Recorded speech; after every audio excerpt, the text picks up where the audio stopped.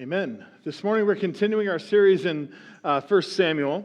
We're going to be in Samuel chapter 4. We'll look at the whole chapter. But as I was reading this chapter and the next couple chapters we're looking at next week, it had me thinking about a movie, specifically Indiana Jones and the Raiders of the Lost Ark. Okay, so I do want to give a quick spoiler alert. This movie's been out for a while. But if you are like, I was going to watch it tonight, leave for 2 minutes and come back. Because I'm going to reveal the whole plot. Okay. Here's the thing. This movie is bonkers. I feel like when I watched it when I was younger, I didn't really fully understand what was going on. But I watched it recently with my kids, and I was like, wow, this is a wild movie. Because the plot of the movie is that it's set in World War II, and the Nazis want to capture the Ark of the Covenant. They want to find the Ark of the Covenant so they can carry it into battle like a super weapon. Okay? They want to use the Ark of the Covenant as a super weapon. They want to carry it into battle. And of course, there's all this where Indiana Jones, he finds it first, but then they capture it back. There's all this back and forth, and then they get to an island where Indiana Jones is now captive, and the Nazis are going to test the super weapon, the Ark of the Covenant, and they open it up, and it kills them, right? Their faces melt off and everything, and it's like this crazy scene. The Ark of the Covenant kills them. Okay, so the plot of that movie, this idea of using the Ark as a super weapon, is actually found in our passage today. It's true.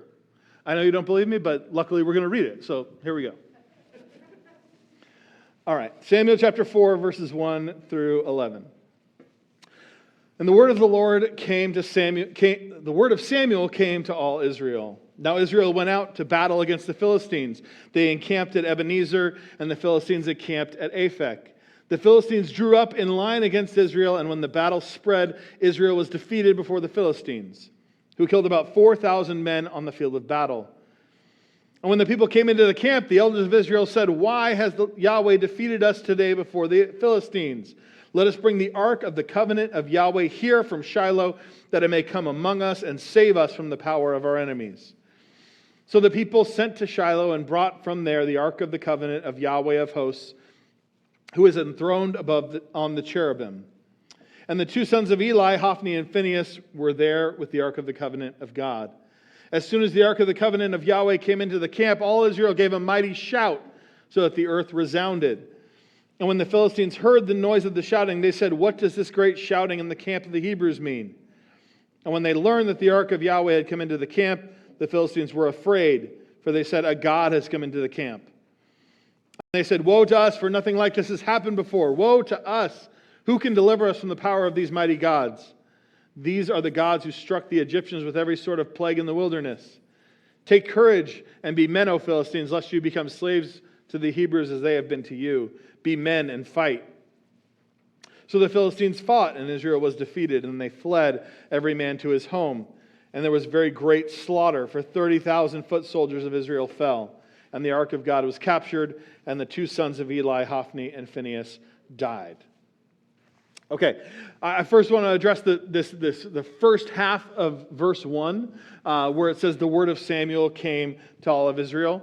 When we read Scripture, it's important to remember that the chapter and verse headings were added later. They're not the content of the original authors, right? The authors didn't sit down and go, chapter 1, verse 1. That's not like how they didn't write those in. Those were added later, and sometimes the people that added them made mistakes. This is one of those instances because this portion of the verse clearly belongs with the previous section. If we look at chapter 3, verse 21, it says, Yahweh appeared again at Shiloh, for Yahweh revealed himself to Samuel at Shiloh by the word of Yahweh. And then we can clearly see that then it should say, and the word of Samuel came to all Israel. He's just kind of explaining how this prophecy thing works, that God speaks to Samuel, Samuel speaks to Israel. That's how the word is disseminated. And so that's just breaking that down. Then we clearly jump to a new section where we're talking about this battle. the battle specifically against the Philistines, who are going to be Israel's primary foe throughout this entire book. And they're a good match for Israel. They're not like the Egyptians or the Babylonians where they have vastly greater numbers or anything like that. They're a pretty good match. They do have superior weapons.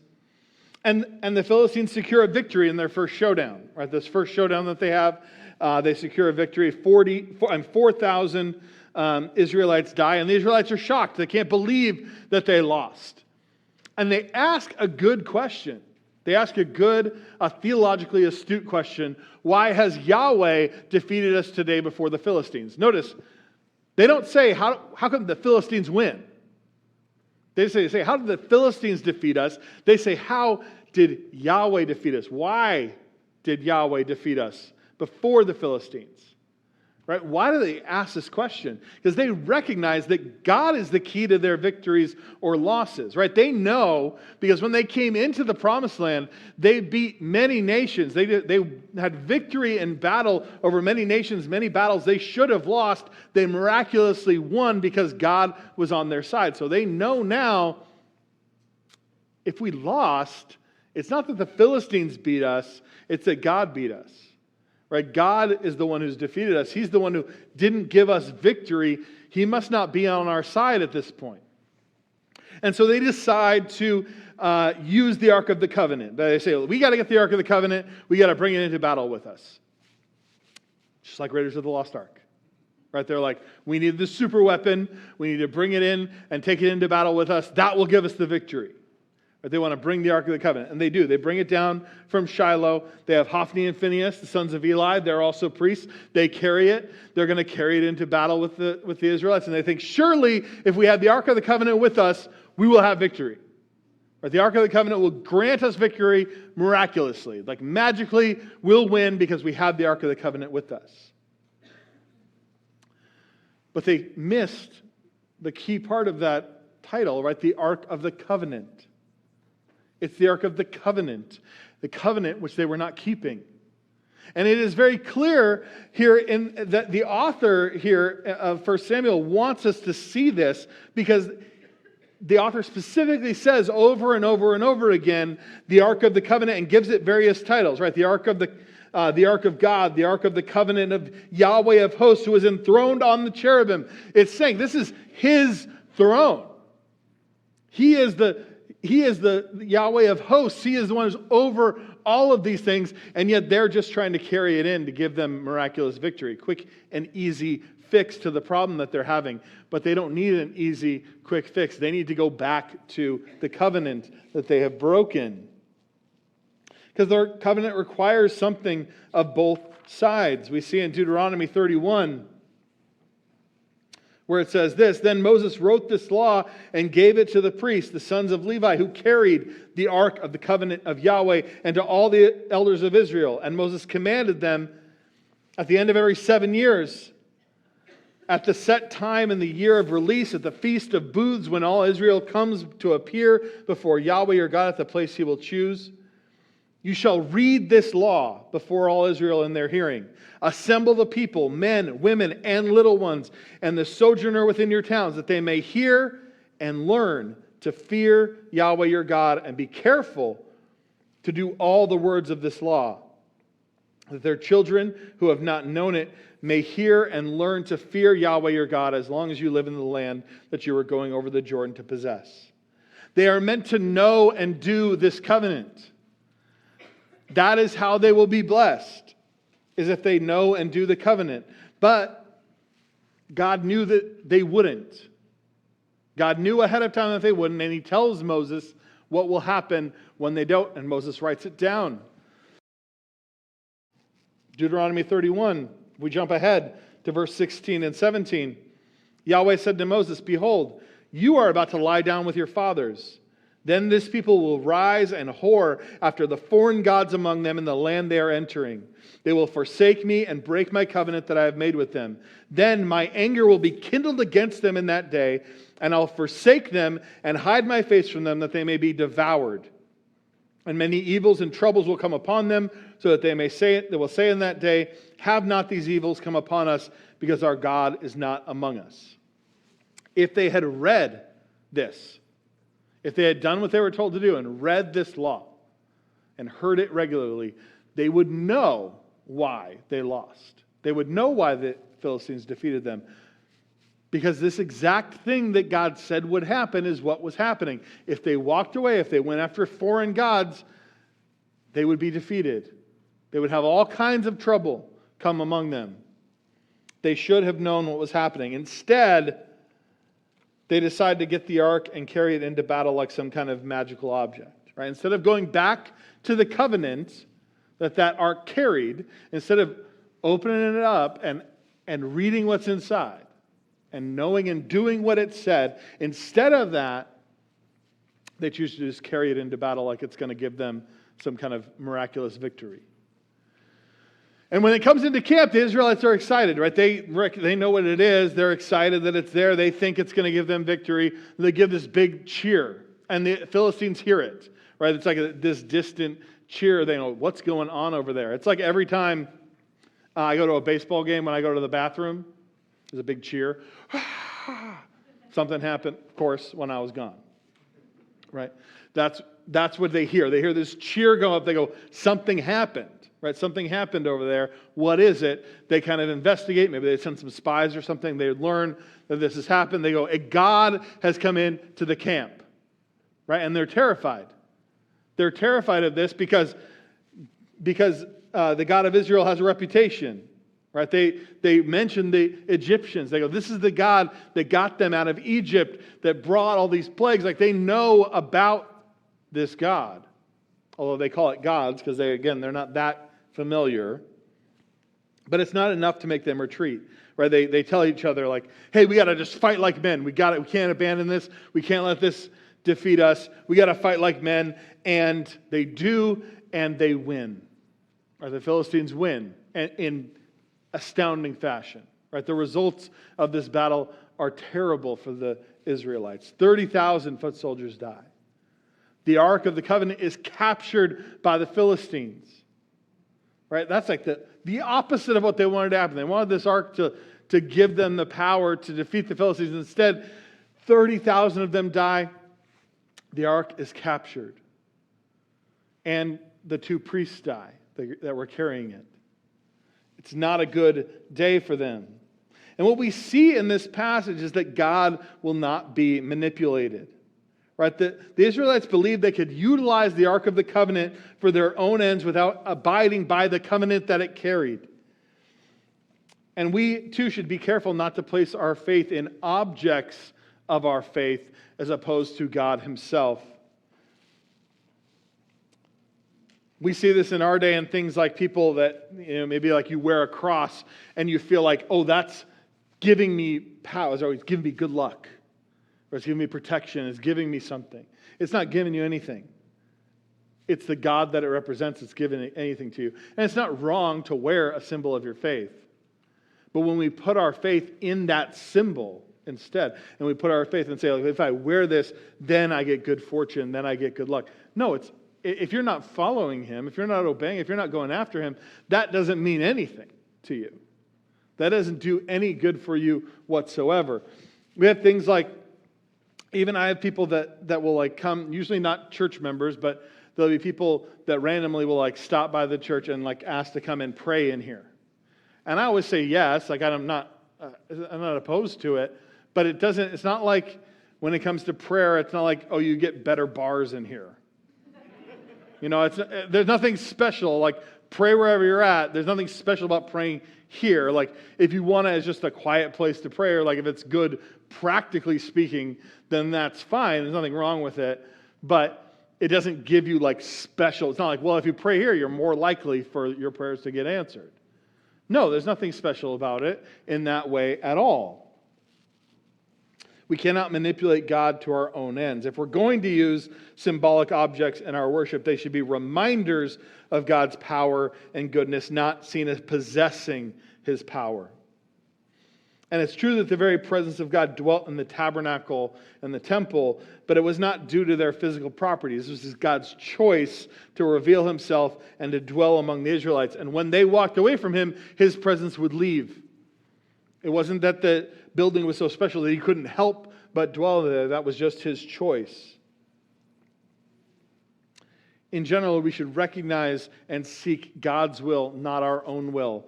We should not try to make our own will happen by manipulating God. We should look for what He wants. Because even when our ideas are good, they're not necessarily God's.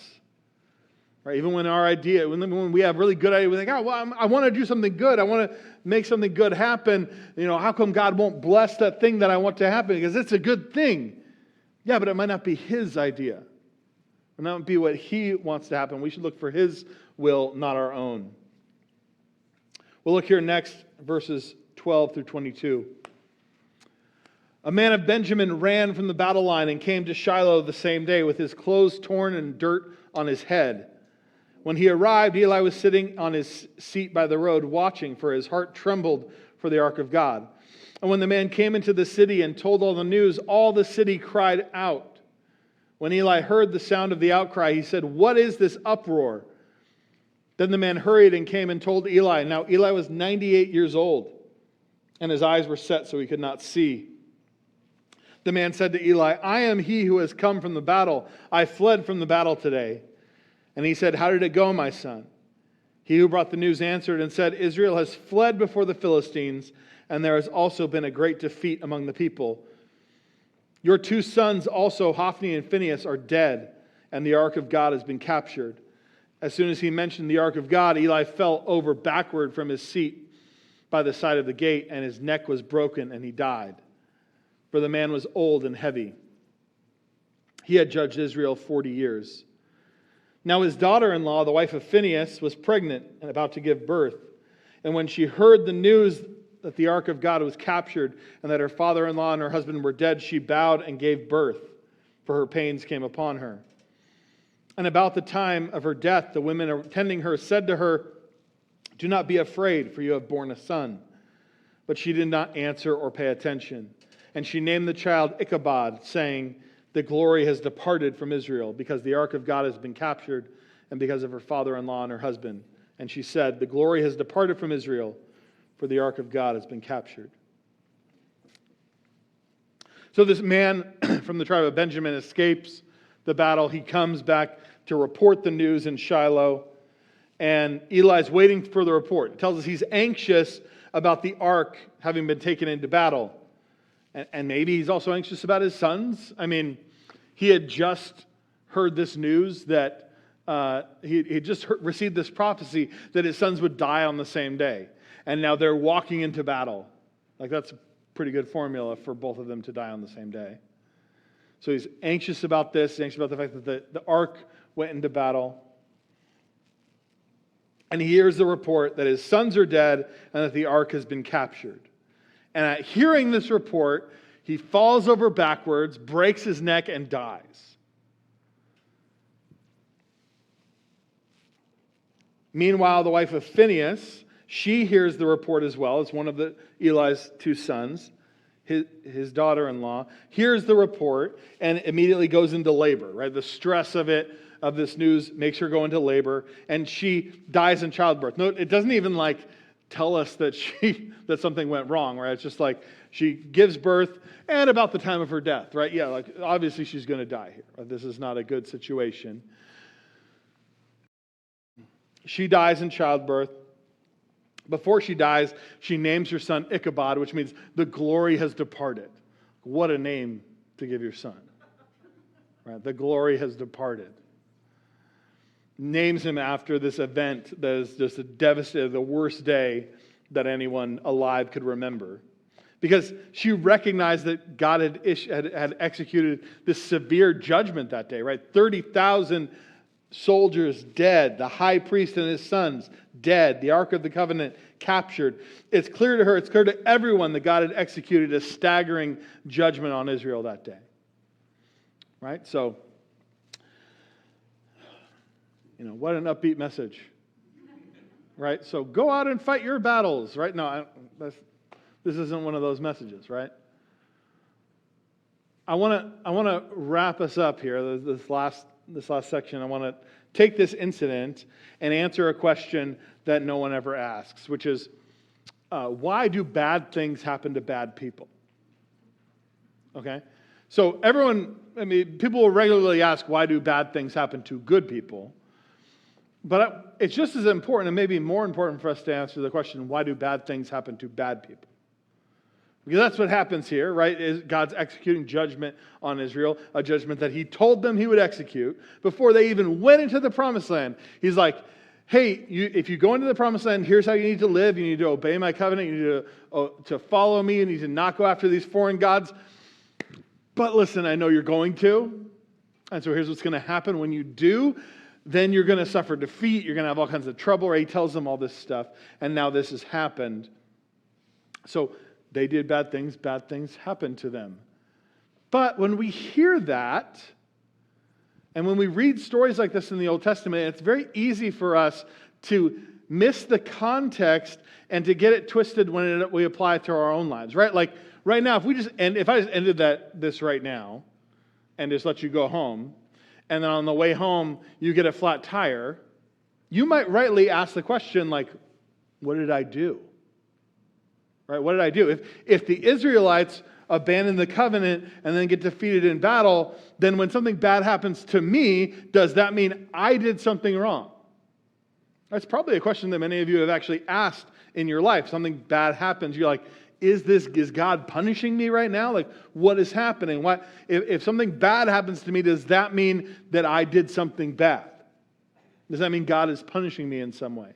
And the reason that we often ask that question is because we get these old covenant stories twisted into our new covenant reality, our new covenant lives.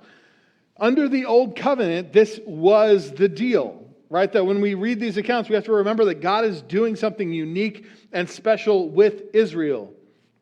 In Deuteronomy chapter 30, verses 15 through 20, we read this a couple weeks ago. See, I have set before you today life and good, death and evil. If you obey the commandments of Yahweh your God that I command you today, by loving Yahweh your God, by walking in his ways, by keeping his commandments and his statutes and his rules, then you shall live and multiply, and Yahweh your God will bless you in the land that you are entering to take possession of it.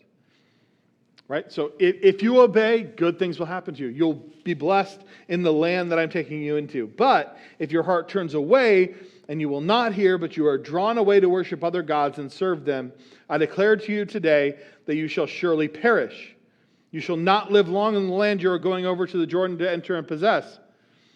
I call heaven and earth to witness against you today that I have set before you life and death, blessing and curse. Therefore choose life, that you and your offspring may live, loving Yahweh your God, obeying his voice, holding fast to him, for he is your life and the length of your days, that you may dwell in the land that Yahweh swore to your fathers, to Abraham, to Isaac, and to Jacob to give them. Right? God had made this covenant with Israel. If they obeyed him, if they obey his commandments, then they would live and multiply and prosper in the promised land. He would drive away Gentile nations before them. He would give them miraculous victory in battle. But if they did not, they would not live long in the land. Right? They would perish. Things would go badly for them. Their crops would fail. They would be defeated in battle. But this is God speaking to Israel. When you read that passage and it says you, it doesn't mean you. It doesn't mean you can't read that and go, oh, me? Who, me? Oh, if I do this, then God will bless me, right? No, these promises are not for you. These promises are for Israel. These promises are not for you. As a new covenant believer in Jesus Christ, God has made you no such promises. When I say this, I mean, God has not promised you any land. Okay? He has not promised you victory in battle. You can't, get your, arm your family and go to the edge of your property and go like, charge! And just like go to your neighbor's house and like wipe them out and go like, we have claimed this, that God has given us victory. Right? No, you'll be arrested. That's not how it works. Right? That is literally what the Israelites did. Right? God told them, go and take this land and I'll give you miraculous victory in battle. And it happened. But that's not our promises. He's not promised you any land. When we sing songs like we sang that song today, it's called Heal Our Land. Right? God, would you hear our cry? God, would you heal our land? When we sing that, I think it's pretty clear to everybody that we're like being figurative. right? We mean heal our land figuratively, like that we mean like turn the hearts of people back to him, to bring back morality and things like that. That's what we mean when we sing that. But we pull those kind of lyrics from places like the Psalms, where it's talking about heal our land. They ask God to heal our land. When they say it, they're being literal. They literally mean heal our land. We need our crops to grow. Bring back fertility to the soil. Give us rain so that our crops will grow. When the Old Testament, when they talk about heal our land, they mean the dirt. Okay? That's what they literally mean, because these were the promises. These promises were earthly promises about land, victory in battle, all of these things. They're not our promises. They're not new covenant promises. Now, do we get any earthly benefit from obeying God? Yes. But not in this way, not in this miraculous kind of way, right? Living by God's commands and obeying Him is the wisest way to live, right? It's the wisest way to live. It's living by God's design. So does that result in blessing? Yes, but it's in the way of we follow God's design and then things work the way that He says they're going to work. Right? If we do something, take an example of just like obeying the Ten Commandments. Right? If you obey the Ten Commandments, were things going to go better for you? Yes, because in general, if you don't cheat on your wife, you have a better life than if you do. Right? If you don't steal things, you have a much less likely of having people after you and going to jail and things like that. Right? If you observe Sabbath rest, are you like healthier and you have a better life? Yes. Right? There are practical things of like God designed this life so that when He gives us the commands, if we obey them, is it more likely that things will go better for us than not? Yes. But not in this way that we're talking about the Old Covenant, where things like miraculous victory in battle. Right? That's not what we're talking about here. There are earthly benefits from obeying God, but when we talk about new covenant benefits, blessings, new covenant blessings are a little bit different, because these Old Covenant promises to Israel have all to do with earthly benefit. Land, crops, military victory. New Covenant promises are a little bit different. Let's take an example. Matthew. There should be Matthew 24. There we go. Then they will deliver you up to tribulation and put you to death. You will be hated by all nations for my name's sake. And many will fall away and betray one another and hate one another. Many false prophets will arise and lead many astray. And because lawlessness will be increased, the love of many will grow cold. But the one who endures to the end will be saved. And this gospel of the kingdom will be proclaimed throughout the whole world as a testimony to all nations, and then the end will come. That's an example of a new covenant promise. Notice there's promises there.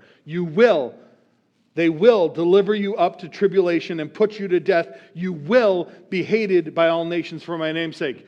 Jesus promised that these things would happen. And yet, I hear Christians all the time who go like, I can't believe that people don't like Christians anymore. I can't believe that that they're persecuting Christians. How can this happen in America? Well, because Jesus promised it would happen. He's just fulfilling new covenant promises. Right? You'll be hated by all nations for my name's sake. All nations. There will be persecution. You will be put to death. Right? These are opposite. This is almost the opposite promise that He gave the Israelites. He gave the Israelites, if you obey me, I will give you miraculous victory in battle. He told the disciples, if you proclaim my name and do what I say, they'll put you to death. And then it happened. Right? They obeyed Him, they proclaimed His name, and almost every one of the apostles died a martyr's death. Right? Sometimes brutally. Right? There was no promise that God would rescue them from those situations. We have a few examples in the book of Acts of disciples getting miraculously freed from prison. But that's to fulfill God's purposes for them. Eventually, all those guys did get captured and killed, not because they weren't obeying God, but because they were obeying God. And then we do have promises not for this life, but for the next life, like we find in John chapter 14, verses 1 through 3, where He says, let not your hearts be troubled. Believe in God, believe also in me. In my Father's house there are many rooms. If it were not so, I would have told you that I go, would I have told you that I go to prepare a place for you. And if I go and prepare a place for you, I will come again and take you to myself, that where I am you may be also. These are the promises, these are the blessings that Jesus has promised us. He's promised us that He is going to prepare a place for us, that He's going to come back for us and take us back with Him, that He will come and restore all things. He will come back and make all things right again. These are New Testament promises. New covenant promises is for the next life, not for this one. There are certainly natural blessings that come with living life the way God designed it, but we can't get the old covenant confused with the new covenant. We have to recognize that the new covenant is actually better than the old covenant. That's not my opinion. That's Scripture. Hebrews chapter 8, verses 6 through 13. As it is, Christ has obtained a ministry that is as much more excellent than the old as the covenant He mediates is better, since it is enacted on better promises. For if that first covenant had been faultless, there had been no occasion to look for a second. For He finds fault with them when He says, "Behold, the days are coming, declares the Lord, when I will establish a new covenant with the house of Israel and with the house of Judah. Not like the covenant I made with their fathers on the day when I took them by the hand to bring them out of the land of Egypt. For they did not continue in my covenant, so I showed no concern for them, declares the Lord. For this is the covenant I will make with the house of Israel after those days, declares the Lord. I will put my laws into their minds. I will write them on their hearts. I will be their God. They shall be my people. They shall not teach each one his neighbor, for each one his brother, saying, Know the Lord, for they shall all know me, for the least of them to the greatest. For I will be merciful toward their iniquities. I will remember their sins no more." In speaking of a new covenant, He makes the first one obsolete, and what is becoming obsolete and growing old is ready to vanish away. The old covenant involved temporary earthly blessings, but the blessings of the new covenant are eternal. And God will still fulfill the promises He made to Israel that is still coming. That's what we mean when we talk about Jesus' millennial reign. That when He returns, He will rule and reign in Jerusalem for 1,000 years. He'll fulfill these promises that He made to Israel. But the promises of the new covenant are what we hold to. So it's not about us doing good so that then we will prosper. It's about proclaiming His name and His victory in the eternal realm, not in this one. It's about Him having victory over Satan, sin, and death by defeating them on the cross, and then us going and making that proclamation. And that will involve some trouble while we're here on earth. But the promises that He is going to fulfill for us are greater. So we'll wrap up with this, 3 takeaways for today's message. Number 1, put your hope in God, not in symbols of God. Our hope must be in Him, not in representations of Him. If we're looking to honor Him, if we're looking to follow Him, we should look to our relationship with Him, not in symbols of Him. Number 2, recognize that God's plan is bigger than you. Right? To some extent, that's what the problem with the Israelites was here. They didn't catch what was going on in the bigger sphere. They were just thinking about today's battle, not recognizing God had already been working. They had already walked away from Him. And number 3, rejoice in the new covenant. I think sometimes we get so mixed up with the old covenant and the promises of blessing here. Sometimes we try to make our lives better by obeying Him, and if I do good things, God will do good things for me and He'll bless me. And that's a lot of the prosperity gospel is based on taking the old covenant and dragging it into the new covenant. But we should be rejoicing and be excited that we have a better covenant than what that was offered to the Israelites, that the eternal blessings that are to come are far greater than anything we could go through here. I'm going to pray here in just a minute, and we'll take communion together. We'll sing one final song. After that, there'll be a prayer team available right over here. If you'd like prayer for anything, they'd love to pray for you. Just come on up after the service. It's not a big people will see you kind of thing. It's everyone else will leave and that kind of thing, and they'd love to pray for you. If you'd like prayer, please come see them. Would you bow with me? Heavenly Father, we thank You for this word, and we thank You that We do have the new covenant, that because of what Jesus has done for us on the cross, we can find forgiveness, we can find new life, we can be indwelled by your Spirit, that we might live for you. And I pray that you would empower us and encourage us to do that this week. And we might share your love with everyone we encounter. In the name of Jesus, I pray. Amen.